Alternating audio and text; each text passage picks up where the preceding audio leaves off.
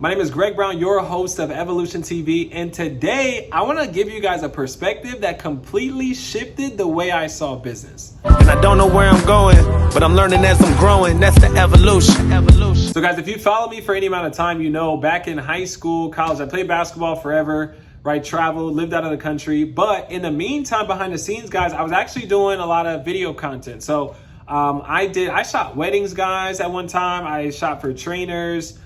Just had a lot of different things I was doing. And so at the time, guys, I was what we call a freelance videographer, right? AKA, guys, I was self-employed, okay?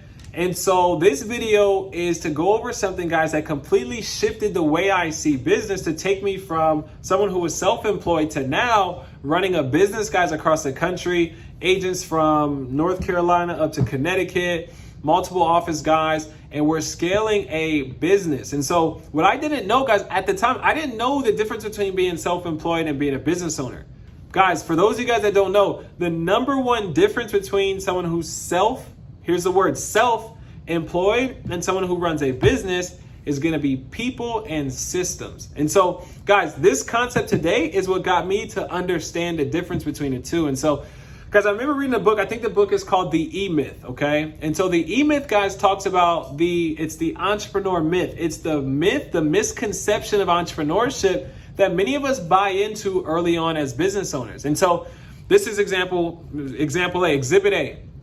I am self-employed. I'm a freelancer shooting video content, and I believe that I'm a business owner at the time. Okay. It's not until you have a team of people together and systems that you can really start to find a role that works for you. And that's when you start to maximize your capacity. And so, guys, the three different people for you, if you're taking any notes, guys, one is going to be the manager, two is going to be the technician, and then number three is going to be the entrepreneur. Okay. I'm going to try to use some analogies because it's usually best visuals, right? But the manager, guys, the manager is somebody who takes care of the day-to-day paperwork.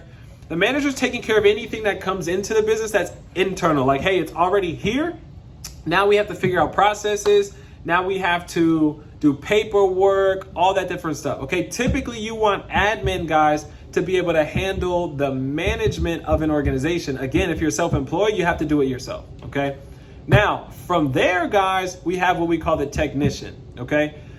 This is where the E-Myth comes in, guys, because typically we think the technician is the best person to run a business. So, for example, a technician, guys, is going to be the barber, the chef, right? Like, let's say you had a village back in the day, in a village that you have to feed, right?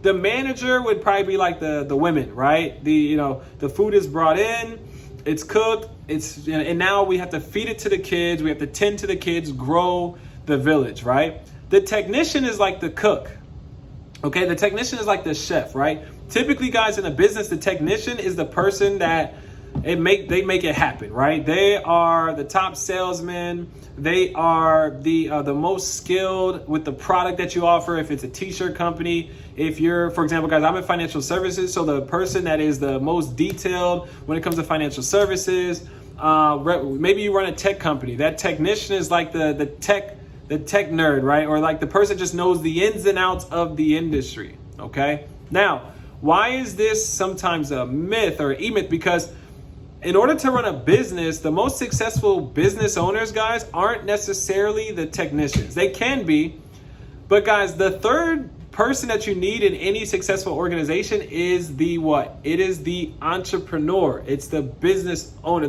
Guys, the entrepreneur is the third piece. Why? In that village, the mother raises the children, the chef cooks the food, the entrepreneur goes and finds the food, okay? So where does this come into play for business? Guys, the entrepreneur is the person that's out there marketing the business. It's the person making the connections. It's the person networking. It's the person building the organization, okay? If you're self-employed, the number one skill set you need to learn to be able to transition into business ownership is how to go out there and build a team. Guys, I was watching a video, a show called Undercover Billionaire. Okay, it was Glenn Stern. He's became a billionaire through I believe it was the loan and mortgage industry. The premise of the show is this. You take a billionaire, you put him in a city, you give him 90 days, no money, no connections, and he has to build $1 million business in 90 days. It was phenomenal watching it, guys, because here's Glenn Stern. Now, Glenn Stern, out of the 3 different people, Glenn Stern is an entrepreneur.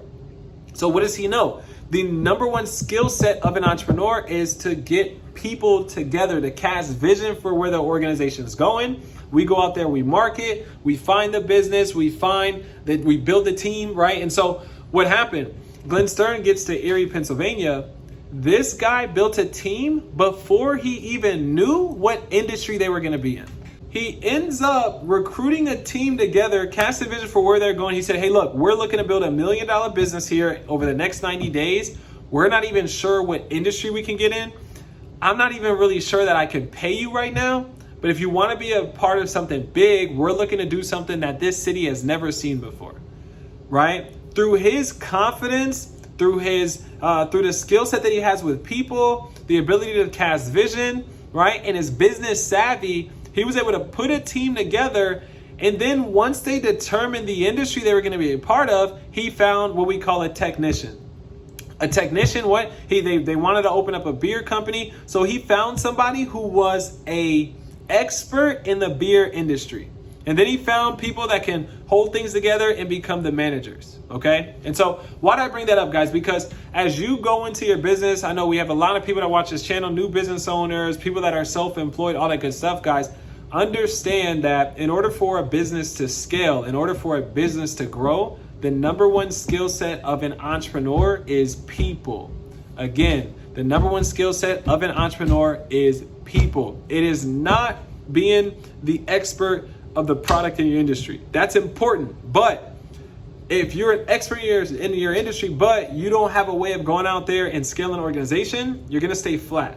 And in order for a business to grow, it's got to be an exponential level of growth. And that comes from building up an organization and going out there and casting a vision and do something big. And so with that being said, guys, I hope this video brought some value to you.